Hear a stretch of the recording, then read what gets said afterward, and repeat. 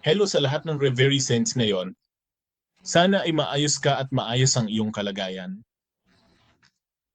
Ngayon, sama-sama tayong magbabahagi ng biyaya tungkol sa sinabi ni Jesus na mangyayari sa mga huling araw sa Mateo 24.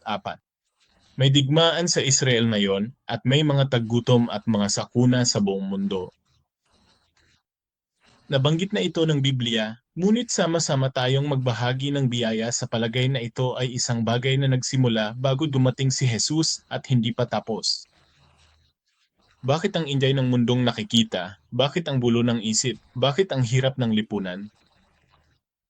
Ang nakikitang mundo ay nakatago sa loob ng isang hindi nakikitang mundo. Tunay na ang pinakamahalagang bagay para sa ating mga mananampalataya ngayon ay mayroong nakikitang mundo. Ngunit mayroon ding espiritual na mundo na nagpapagalaw sa nakikitang mundong ito. Lalo na ngayon, kung ikaw ay puno ng pananampalataya, interesado sa salita, at nais magbahagi ng biyaya, hinihiling ko sa iyo na tumuon sa salitang ito. Kung titingnan natin ang Mateo 24:4 at 8, mayroong unang pagkakasunod-sunod ng mga bagay na mangyayari sa mga huling araw. Ang sinabi ni Jesus ay, gibain ang templong ito. Itataas ko itong muli sa loob ng 3 araw.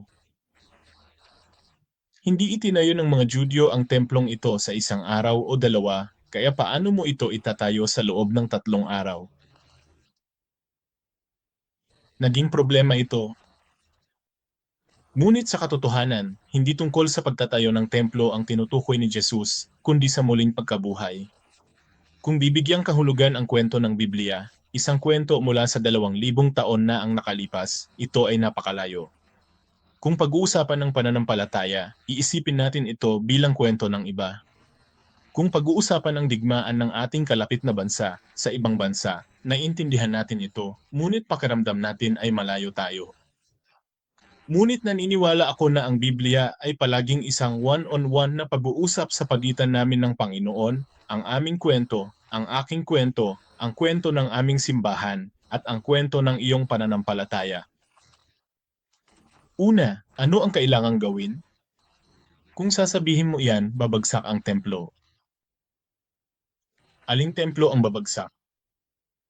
Sa lumang tipan, ang templo sa Jerusalem ay winasak ng Babylon. At may kaayusan ng lahat mula sa pananampalataya sa loob hanggang sa pagbagsak. Ngayon, para sa akin at sa iyo, ito ay hindi isang kwento na nangyari sa malayo bago dumating si Jesus, ngunit ang aking kwento. Ano ang unang bagay na nangyayari kapag nawala ang ating pananampalataya, tumalikod kay Jesus, at nawala ang ating pananampalataya? Ang templo ay gumuho. Aling templo ang babagsak? Mayroong templo ng pananampalataya sa pagitan ko at ng Diyos. Ang templong ito ay gumuho. Hindi lang ito nangyayari sa simula. Ano ang ating katawan? Ito ay ang templo ng Diyos. Hindi mo ba alam na ang iyong katawan ay templo ng banal na espiritu ng Diyos? Sinabi ito ni Paul. Kaya, kung isipin mo ang isang kwentong malayo, maaari mong isipin, ay ganyan talaga, ngunit ang Biblia ay laging nagsasabi sa atin tungkol sa ating kaugnayan sa Diyos. At pagkatapos ay maaari mong i-unravel ang kontemporaryo, historical, at futuristic na aspeto. Bakit napakahalaga ng ating templo? Mga kaibigan, ang ating mga katawan ang pinakamahalagang bagay sa mundong ito na ibinigay sa atin ng Diyos at hindi maaaring ipagpalit sa anumang bagay. Pero masyado nating napapabayaan ang ating mga katawan. Ang ilang mga tao ay nagsasabi nito. Ano ang mangyayari kung gumawa ka ng isang bagay sa iyong katawan ng ganoon, tulad ng pagpapatatoo o kung ano? Walang mangyayari. Kung titingin ka sa paligid mo, ngunit mula sa sandaling magsimula kang ganyan, ang templo ng iyong katawan ay nagsisimulang gumuho. Ito ay kung paano ang panahon ay bumagsak. Ano kaya ang mangyayari kung gagawin ko ito minsan? Walang nangyayari na yon. Ngunit habang lumilipas ang panahon, unti-unti nabubuo ang pakiramdam ng pagkawala. May research report. Isang basura ang nahulog sa harap ng sirang bintana. Nang pumunta ako roon kinabukasan, hindi lang mga scrap ng papel ang nandoon, kundi nagsimulang mag-ipon ang mga basurahan. Isang buwan na ang nakalipas. Naging tambak ito ng basura. Paano ito napunta sa ganito? Nagsisimula ito sa maliit mula sa isang sirang bintana. At sa magulong lugar na yon, unti-unti, ang mga tao ay nagsisimulang mag-isip, ito ay magulo. Nagsisimula pa lang akong mapagtanto. Kaya nilinis ko ito at nilinis ang mga bintana. Ngunit ano ang nangyari sa susunod na araw? Naku, may isang bagay dito na ang mga taong palaging gumagawa ng bagay ay nag-atubili na itapon at huwag gawin ito. Bakit? Nalinis na. Kaya hindi ba sinabi ni Jesus ito? Nalinis ang lalaking inaalihan ng demonyo. Ngunit maya-maya lang ay sinapian na naman ng multo ang lalaki. Ang multong umalis ay nagdala ng 7 tao. Ngayon tayo ay nilinis sa pamamagitan ni Hesukristo. Sa malinis na pusong ito ay may isang sugat, 2 at 1. Kaya, dahil dito, ang isa ay nagiging 2 at ang 2 ay naging 4. Hindi para sa sinuman na ako ay nagsisisi. Hindi para sa kapakanan ng sinuman ang maging tapat. Ang ilang mga tao ay ginagawang isang moralistikong sekta ang ating simbahan. Isang tapat na lugar, isang lugar kung saan ang mga tao ay namumuhay ng maayos, ngunit hindi iyon. Ang simbahan ay itinayo sa gitna ng salita ng Diyos. Kaya't sinimulan ni Satanas na dahan-dahang baguhin ang kalikasan ng ating templo at sinimulang baguhin ang templo. Wala kang masyadong mababago sa simula. Ang isa ay nagiging 2 at ang 2 ay naging 4. Ang Biblia ay hindi bumagsak sa isang gabi mula sa lumang tipan hanggang sa bagong tipan. Kung titingnan natin ang lahat ng mga bagay na ibinigay sa atin ngayon, makikita natin na ang mga ito ay may mababang simula. Ngunit sa paglaon mo, mas maraming nangyayari. Para sa mga tao ng Israel, ang templo ay parang isang lugar para sa Diyos. Ang Diyos ay hindi nakikita at ang Diyos ay hindi naninirahan sa mga lugar na ginawa ng mga kamay. Ngunit ang mga tao ng Diyos ay nagtitipon doon upang sumamba, kaya pinahahalagahan nila ang mga lugar na iyon, ngunit siya ay hindi Diyos.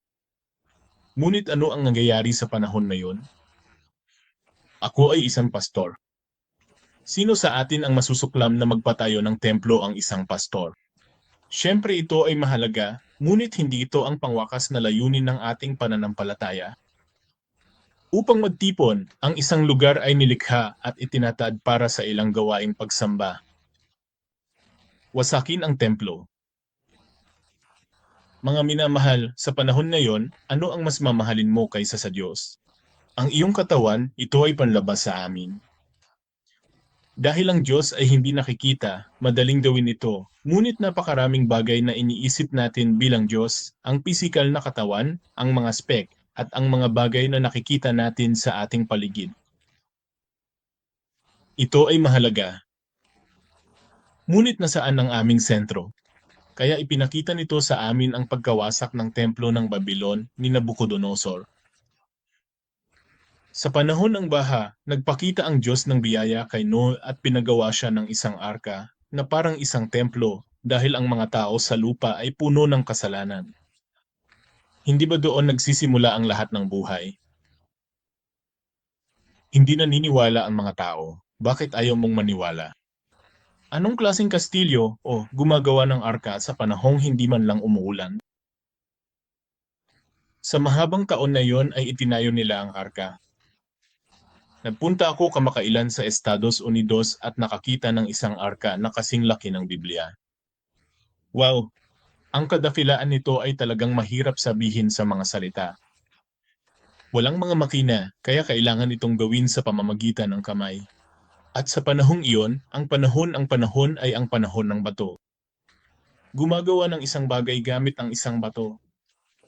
Paano nila ito binuo? Nagawa mo ba? Habang iniisip ko ito, binyayaan ako ng pananampalatayang sumunod sa kadakilaan ng katandaan. Well, ngunit ang isang arka ay isang arka. Ano ang mas mahalaga dito? Nagtatayo tayo ng arka dahil may buhay. Dahil mayroong isang kaban, ang buhay ay protektado. Amen. Lahat, ano ang pinakamahalaga sa iyo? Ito ay buhay. Ano ang sinabi ni Jesus sa mayamang hangal? Sinabi niya, ano ang gagawin mo kung kitilin ko ang iyong buhay ngayong gabi? Ang tanga mo. Ang pisikal, nakikita, panlabas ang mahalaga. Ngunit gusto kong pag-isipan natin ng mas malalim ang tungkol sa pinakamahalagang bagay. Ito ang simula. Ano ang pangalawang mangyayari kapag ginawa ang simula? Ang unang bagay na sinabi ni Jesus ay wasakin ang templo. Ang pangalawa ay mag-ingat na huwag malinlang. Mga kaibigan ko, sa panahong ito, alam man natin o hindi, may napakalaking alon ng hindi nakikitang mga alon ni Satanas na pumapasok sa ating simbahan. Mga minamahal na kaibigan, ako ay isang konserbatibong evangelical na pastor. Kaya, ano na ang nangyari sa simbahan ngayon? Kasama ang homosekswalidad at iisa ang Diyos, ngunit kapag ginamit natin sa malaking titik ang Diyos, kapag nilagyan natin ng malaking titik ang Diyos, ang mga dibisyong iyon ay nag-capitalize nito. Una sa lahat, hindi lang natin ipinapahayag ang ating relasyon sa Diyos bilang isang magandang araw at sabay-sabay nating binabago. Dahan-dahan, sa pamamagitan ng impluensya ng mga institusyong panlipunan at mga politiko, ang Biblia ay nabaluktot at nayon ay natural na isinama sa konserbatismo, liberalismo, at maging sa ating simbahan. Sinabi ko sa iyo na huwag kang matukso ng ganito dahil makakadama ka ng pagtutol kung sabay-sabay kang pumasok. Ngunit kung imulat mo ang iyong mga mata kahit kaunti, makikita mo na mayroon ng napakalaking puwersa sa paligid natin na tinutukso ang ating mga kaluluwa at ginagawa ito. So, I see that a lot. So, say, okay, ito ay konti lang. Pero actually, kapag pinutol mo ang mga sanga, medyo naputol ka ngayon. Ang orihinal at ito ay nahulog na. Malaki man o kaunti, bumabagsak ito araw-araw. Hindi nagawa ang pag-unlad. Maaaring okay lang dahil medyo nahulog, pero dahil nahulog na, walang original amount. Dahan-dahan, malayo na ang narating niya. Kailangan mo ba talagang pumunta ng malayo para makarating doon? Hindi. Ngayon, gusto kong isipin mo ang iyong sarili. Kapag nagdarasal ka, nadadamay ka, nananabik ka sa salita, nananabik ka sa pagsamba, at nakatanggap ka ng biyaya sa pamamagitan lamang ng pagtingin sa krus, ngunit sa isang punto, iba ang pumasok sa akin. Ang pusong dati kinikilig kapag nakita ko ang krus ay hindi na ganoon. Nagsisimula akong manghusga at nagtataka kung bakit tumigas ang puso ko. May iba na sa isip ko. Hindi naman ganoon kalayo. Ako ay hiwalay na, kaya't idinadalangin ko sa pangalan ng Panginoon na ako ay maging isa kay Jesus kahit sa sandaling ito ngayon. Napakalayo na nito. Ano ang nangyari noong panahon ni Eli na saserdot? Si Hemni at Phinehas ay may isang ama na isang pastor, kaya dapat na malaman nila ang kanilang relasyon sa Diyos sa pamamagitan lamang ng nakikita at narinig ang kanyang ginawa, ngunit hindi sila naniwala. Mula sa lumang tipan hanggang sa bagong tipan, at mula sa oras na ito hanggang sa oras na ito at sa hinaharap, saan nagsisimula ang lahat. Ang iyong katawan ay pisikal na naroroon sa simbahan, ngunit ang iyong puso ay malayo. Pagkatapos ay umalis na ang taong ito. Pinag-uusapan ba natin ang simbahan na nalinlang dahil sa isang partikular na bagay? Lumilitaw ang mga panlabas na bagay dahil ito ay pinahintulutan na sa ating mga puso. Ito ang sinasabi ni Jesus sa atin ngayon. Wasakin ang templo. Itapon ang mga panlabas na bagay na mahal mo. Huwag magpaloko sa pangalawang pagkakataon. Sa madaling salita, hindi tayo binabago ng maling akala ng sabay-sabay. Unti-unting pumapasok sa loob natin ang ibang mga bagay at nagpapalabnaw sa ating relasyon sa Diyos. Nakasakay sa tubig. Nagdudulot ito ng unti-unting pagtalikod sa atin sa Diyos. Ngayon, mahalaga din na pag-usapan ang bawat salita sa Biblia. Ang pagnanais na ibahagi ang biyaya sa iyo sa oras na ito ay nagsimula na sa loob ko. Sa isang punto, ang inaakala mong natural ay nagiging isang bagay na malayo na ang narating pagkatapos ng 1 taon o 10 taon. Buti naman, maganda ang original. Gusto ko ang dalisay na puso na mayroon ako noon. Kahit krus lang ang nakikita ng ating mga puso, kahit biyaya lang ang natatanggap natin, naniniwala ako na napakahalaga nitong emosyon na ating natatanggap ngayon. Amen. Ang unang taon ng taggutom at lindol ang simula. Kaya, kung titinan mo ang mga balita sa paligid natin o ang mga balita sa mundo, mayroong digmaan na nagaganap sa Israel at Ukraine. Ano ang kagustuhan ng mga taong naninirahan doon? Ano ang dapat nating gawin bukas? Hindi yon. Kung mabubuhay ka ngayon, magsisimula ito sa ngayon. Kung gayon, sa isang bansa kung saan walang digmaan, walang ganoong mga sakuna, mayroong hindi mabilang na mga sakuna sa paligid natin. Kahit na sa ganitong mga kalagayan, naniniwala ako na ang biyayang nagpoprotekta sa atin na yon ay tunay na mahalaga. Amen. Ngayon, isang pastor na kilala ko ang nanalangin sa Diyos. God, I pray na itong bundok na nasa harap ng bahay namin ay maging patag na lupa para makita namin ang karagatan mula sa aming bahay. May naisang pari sa kanyang puso. Ano ang iyong hiling? Kung gagawin mo ang bundok na humaharang sa iyong bahay sa lupa, makikita mo ang malawak na karagatan at ang napakagandang tanawin na naghihintay sa iyo. Isang pensyon kung saan matatanggap ng isang tao ang banal na biyaya ng Diyos at isang lugar kung saan maaaring sumamba sa Diyos. Ang pastor na ito ay nagdarasal mula pa noong siya ay bata pa. Kaya kumalat ang balita sa paligid at maging sa simbahan. Sir, nawala po ba yung bundok? Ang bundok ay palaging naroon. Pagkatapos isang araw, ang highway ay dumadaan sa bayang iyon at hinal. Kailangan ang lupang ito.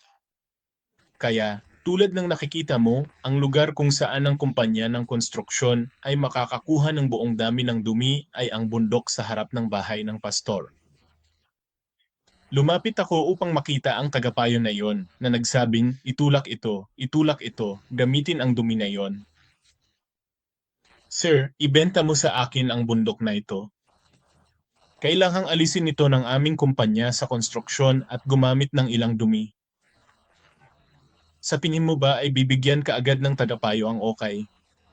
Ginawa mo ba? Ang una ay hindi okay. The second time came, sabi nila okay. Ngunit pagkatapos ay nagbigay ng mungkahi ang tagapayo. Kunin ang dumi dahil kailangan itong gawing patag na lupa. Pero hindi ko ibebenta ang lupa. Naghuhukay ito ng dumi. May layunin ang lupain para sa pari. Kaya sinabi ng construction company na dahil hindi naman talaga nila makuha ang lupa, binili nila ang lupa para kunin ang dumi. Dumi ang kailangan niya. Kaya tama ang mga kondisyon para sa isa't isa. Kaya't dumating ang mga tagapagtayo at nilinis ang gilid ng burol at pinatag ito. Pagkatapos, ang dagat sa harap ko ay naging ganap na malinaw. Nakuha ng tagapayo ang gusto niya. Sa pag-urong ng bundok, ang lupa ay naging patag at ang tanawin ay naging isa na may tanawin ng karagatan. Kinuha ng mga kumpanya ng konstruksyon ang lupain at itinayo na sinisiguro ang lupa na maaaring gamitin para sa mga kalsada. Ngunit ano pa ang mayroon ka, Ginoo? Pumasok ang pera. Hindi ko naisip yon. Ito ba talaga ang katotohanan? Sa perang iyon, magagawa ng pastor ang anumang gusto niya sa lupain iyon. Kanina lang pero puro lang. Ito ay malinis. Pagkatapos, ang hiling ng puso ay natutupad sa paglipas ng panahon. Sabi nila, habang nagbabago ang panahon, nagbabago rin ang ating mga paniniwala, ngunit sa ang direksyon ito nagbabago. Ngayon, pinagpapala kita sa pangalan ni Jesus upang magkaroon ka ng pananampalataya sa banal na paraan na kinalulugdan ng Diyos, lalo na ang pamilya Remina namin. Noong nakaraang Sabado, nakita ko si Pastor Tino sa pagtitipon at talagang naantig ang aking puso na makita ang ating mga minamahal na miyembro ng simbahan na nakikibahagi sa pagkain at pang-araw-araw na pangangailangan. Maaari kaming magbigay ng higit pa, ngunit dahil ang aming mga kalagayan ay tulad nila ngayon, kami ay titigil dito. Ngunit ano ang kakanyahan dito? Sana lahat sila ay naniwala kay Jesus at tumanggap ng kaligtasan. Gayunpaman, dahil hindi lang sila dumarating, dalangin ko na sila ay ma-motivate sa ganitong paraan at sila ay makasama natin sa REM Church at makarating sa huling hantungan ng pagbibigay ng kaluwalhatian sa Diyos. Sa pag-iisip na yon, ibinabahagi ko ang biyaya sa iyo sa pamamagitan ng salitang ito sa oras na ito. Hindi ko alam kung ano ang mangyayari bukas. Ngunit ano ang ibinigay ng Diyos sa bawat isa sa inyo sa panahong ito ngayon? Ito ang una at huling nangyari, ngunit ito ay pareho para sa atin ngayon. Ano ang iyong focus ngayon? Huwag kang magpapalinlang. Sana ay maniwala kayo na sa maling akala na ito, mayroong hindi mabilang na mga espiritu ng maling akala na nagsisikap na alisin ang ebanghelyo, na siyang pinakamahalagang bagay sa atin, maging sa loob ng ating mga simbahan sa buong mundo, at kung minsan maging sa loob ng ating mga tahanan. Kaya paano natin may iwasan ang maling akala? Mag-ingat sa mga tao. Dumarating si Satanas sa pamamagitan ng mga tao. Kung gayon, paano mo makikilala ang taong iyon? Masasabi mo ang isang tao sa pamamagitan ng kanyang bunga. Kahit na ang puno ay makikilala sa bunga nito. Tapos, wala ba tayong nakikita sa ating mga mata? Ang bunga ng taong iyon, ang bunga mo, ay hindi isang bagay na makakamit sa loob lamang ng isang araw o dalawa, gaano man ka magsinungaling o subukang manlinlang. Amen. Kung magtanim ka ng igos, magkakaroon ka ng igos. Kung magtatanim ka ng puno ng mansanas, tiyak na magbubunga ito ng mga mansanas. Nagsisinungaling ka ba? Paano mo ako lulukuhin minsan, 2 beses? Ang ebanghelyo ay pareho. Pinagpapala namin sa pangalan ni Jesus na ang ating simbahan sa Lemery, na may ganitong dalisay na pananampalataya, ang 3 simbahan ng Sambal, Ilaya, at Aguro at ang ating simbahan sa Lemery, ay magkaisa bawat linggo at maging daan ng ebanghelyo kung saan ang hindi mabilang na mga kaluluwa ay nagtitipon sa ating simbahan ng Lemery at tumanggap kay Hesukristo. Ang dahilan kung bakit napakahalaga ng salitang ito ay dahil sa sandaling isang patak lamang ng itim na pintura ang pumasok sa kaluluwang iyon. Kakaiba, mula sa sandaling iyon, nagsisimula itong magbago. Kaya naman araw-araw kaming naliligo. Ang isang taong minsang naligo ay kailangan lamang maghugas ng paa. Gaya ng sinabi ni Jesus, maghugas araw-araw. Bakit ka naghuhugas? Mangyaring maniwala na ako ay hinuhugasan ng napakalinis ngayon. Hindi para sa iba kundi para sa aking sarili at para sa aking sarili. Amen. Noong 1996 ako unang pumunta sa Pilipinas. Noong panahong iyon, nanalangin ako sa Diyos.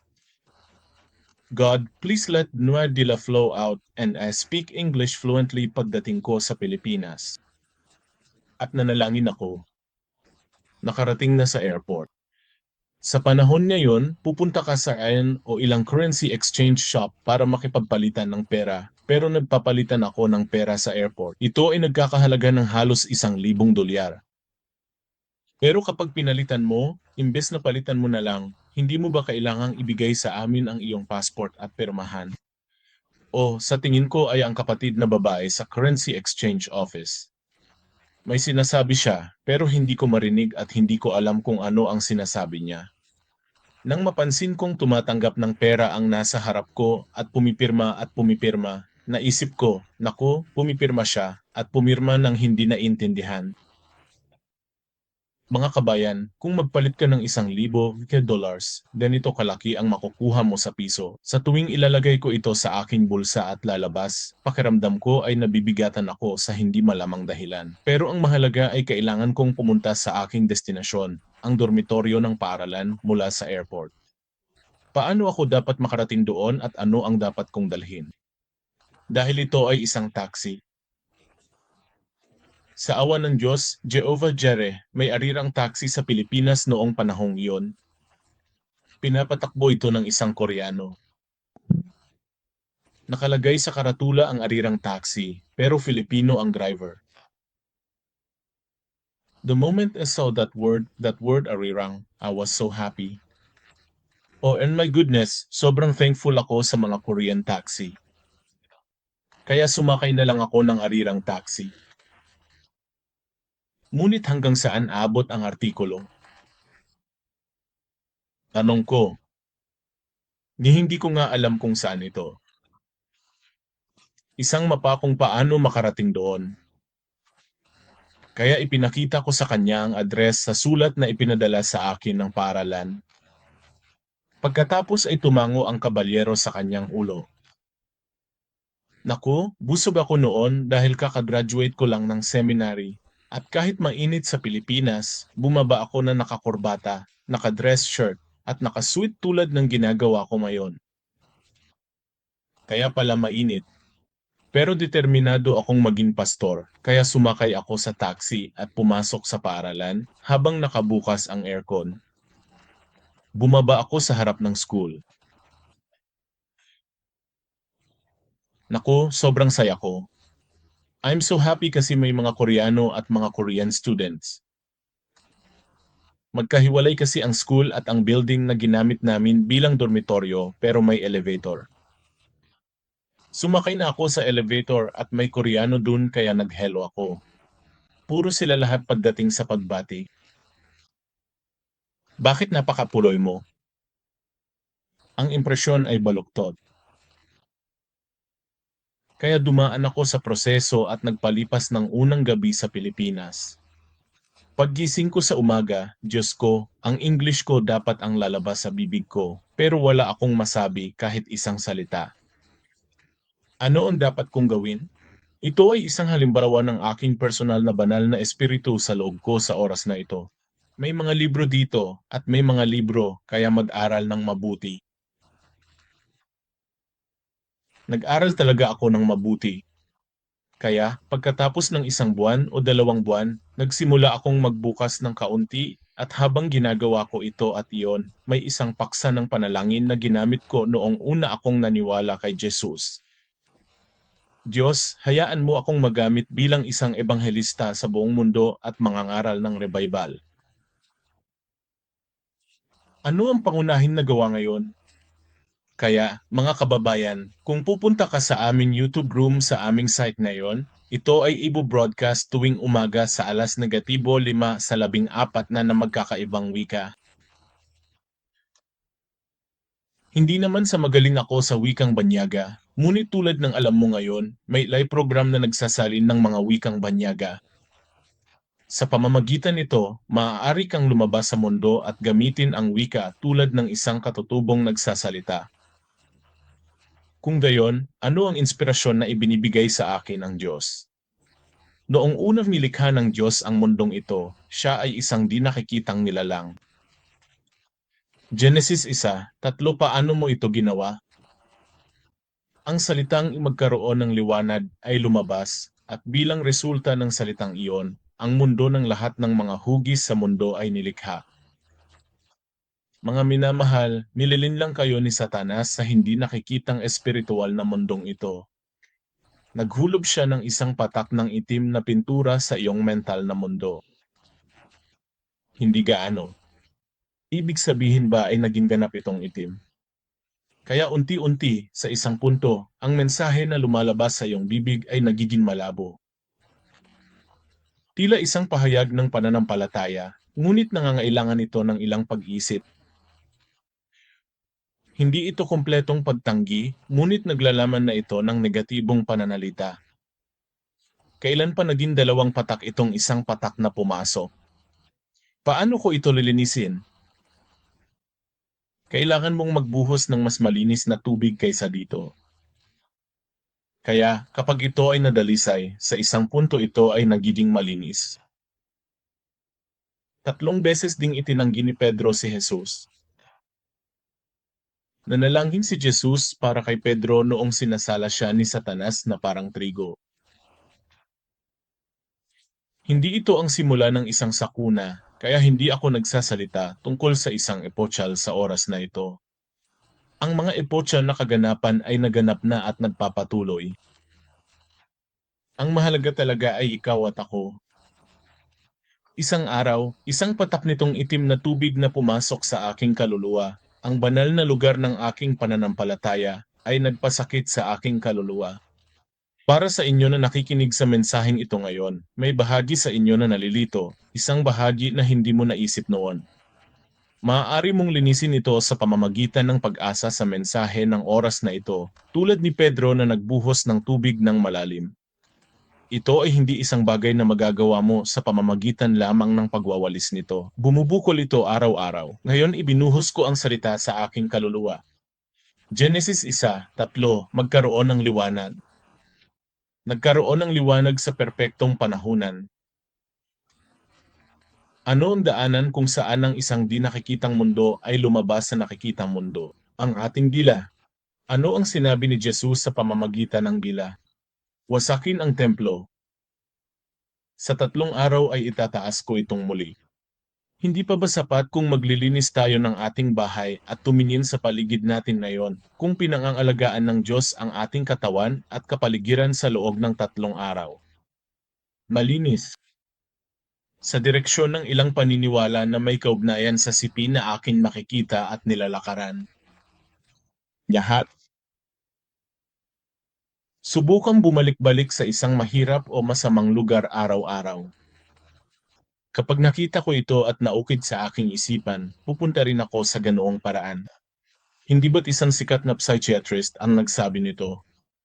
Kung ang isang psychiatrist ay gumamot sa isang psychiatric na pasyente sa loob ng 5 taon, ang doktor ay dapat ding tumanggap ng psychiatric na paggamot at ma-admit sa isang psychiatric na ospital para sa paggamot. Bakit? Ang nakikita ko araw-araw ay isang sakit sa pag-isip. Mula sa ilang punto, tinanggap iyon bilang ibinigay. Hindi ito gumagana sa ganoong paraan mula sa simula. Hula, mayroon ka bang ganitong kapaligiran sa paligid mo? Sana sa pamamagitan ng mga salitang ito ngayon, muli nating dalisayin ang ating malinis na kapaligiran. At mayroong maling akala na nasa loob ko. Sa pamamagitan ng aming Asia, Yanes, at hindi mabilang na iba pang media, ang aming mga kaluluwa ay nagkasakit sa isang punto. Kaya kapag binago natin ang ating kapaligiran sa pamamagitan ng pagsasahimpapawid ng pananampalataya o ganoong kapaligiran, ito ay isang bagong pagbabago. Higit sa alinman sa mga kabanata at talata o alinman sa mga salita, ako at kayo na nakikinig sa salitang ito ngayon, lalo na sa inyo, mga minamahal na santo ng Remeni Church, umaasa ako na ang salitang ito ay malinis na maitatag sa ating mga pamilya at sa inyong mga puso. Mahirap ang Abraham Church. Sambal Elijah, hindi ba mahirap para sa inyo? Ang makita ang mahirap na kapaligiran araw-araw ay nagpahirap sa aming mga puso. Sana mamulaklak ka dyan. Ikaw ay dapat na Diyos na Jehovah na gumagawa, Diyos na Jehovah na nagtatayo at gumagawa. Bigyan kami ng Elijah Church ng karunungan kung saan gagawa ang Diyos. At sa pamamagitan ng karunungan ay bigyan kami ng kapangyarihang baguhin ang rehiyong iyon. Bakit mo sinasabing hindi? Namatay si Jesus ngunit nabuhay na mag-uli. Ito ay hindi kwento ng iba, ngunit ang ating mga buhay na namatay ay muling nabuhay sa pamamagitan ng pagdating ng Espiritu ng Diyos, ang Espiritu ng Banal na Espiritu. Masaya akong pumutok, ngunit ito ay isang beses lamang na bagay. Mangyaring ipanalangin na bigyan ka ng Diyos ng kakayahang magbigay. Diyos, hayaan mo akong magbigay ngayon. Gusto kong maging tagabigay. Hula, anong ginagawa mo? Ibagsak natin itong kapaligirang mayroon ako na sumisira sa akin. Pinagpapala kita sa pangalan ni Jesus na tumanggap ng biyaya sa pamamagitan ng salitang ito na makapagpapabago sa akin mula sa espiritu ng maling akala na nanlilinlang sa akin at nagdudulot sa akin na tumalikod sa Diyos tungo sa espiritu ng katotohanan. Hallelujah! Mahal kita.